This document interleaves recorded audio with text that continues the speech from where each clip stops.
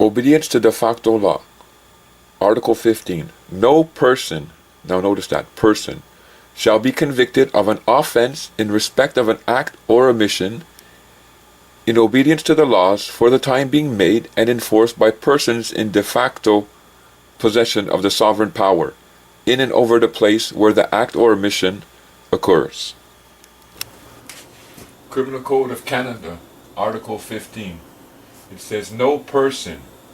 So here they're referring to the legal person, the juridical personality. But it says no person shall be convicted in respect to an offense that relates to an act or regulation. Highway Safety Code, Municipal Tax Act, those acts and regulations. So you can't be convicted of this offense or the omission to follow the act.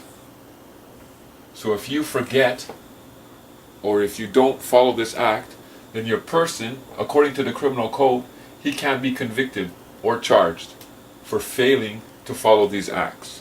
That's what Article 15 says.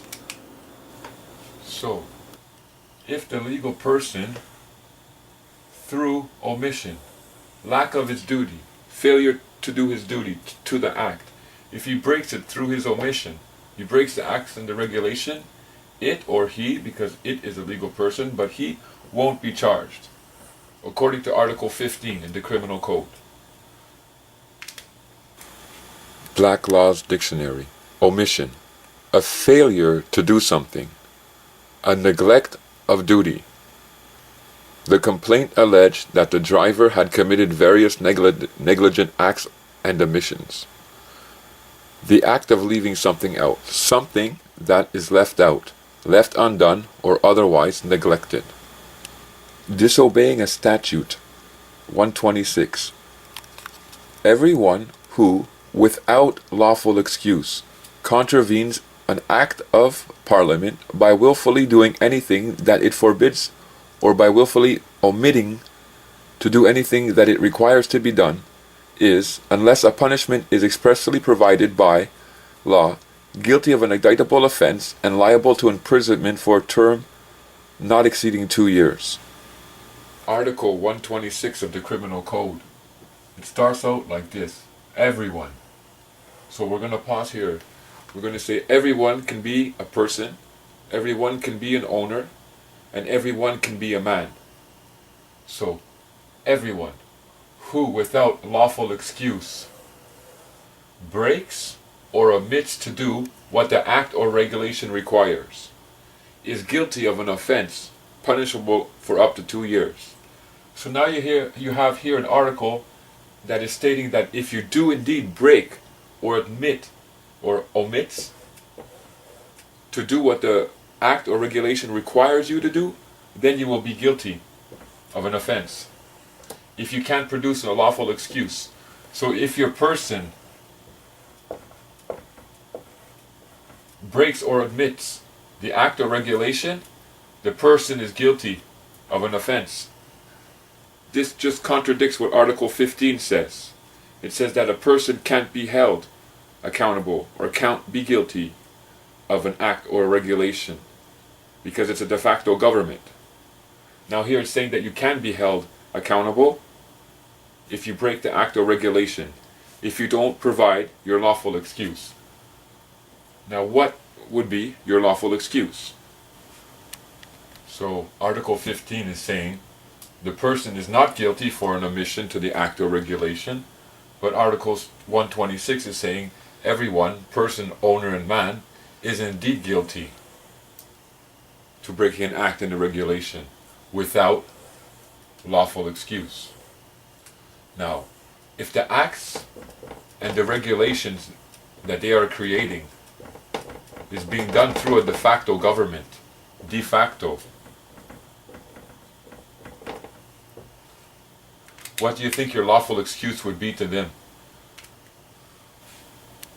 Well, you find your lawful excuse, your reason, right in the code itself. We jump back to Article 15, and it says, you're not guilty to the laws for the time being made and enforced by de facto powers.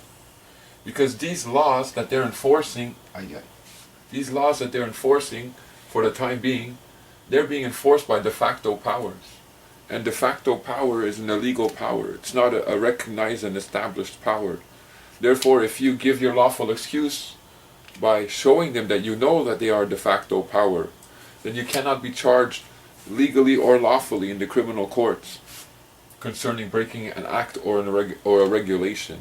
If you do not provide lawful excuse, if you do not make the distinction between a man and a legal person, then they will try and hold you accountable. If you do not make the distinction that they are in de facto powers and can only govern legal persons that give them the consent and give them the right to do so, then they'll try and hold you accountable.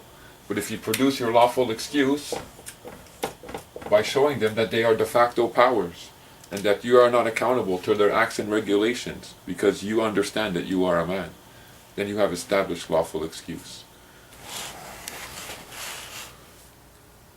So there is a way in law that you don't have to be accountable to acts and regulations, as you've seen. And if you admit or if you fail in your duty to do these acts and regulations, that you don't have to be charged. You don't have to let the corporations charge you.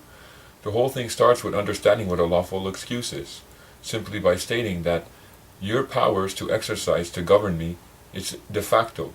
It comes through my agreement or my consent to this, and I do not consent. Therefore, I can establish lawful excuse. If you don't establish lawful excuse, then they have the right to govern you. It's one or the two.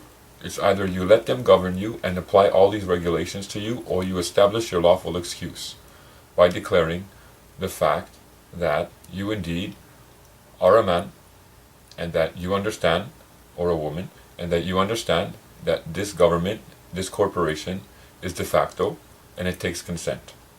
Very simple. If you haven't seen my video on the de facto government, then just watch the video first on de facto government and then come back and watch this one for an explanation of what de facto is.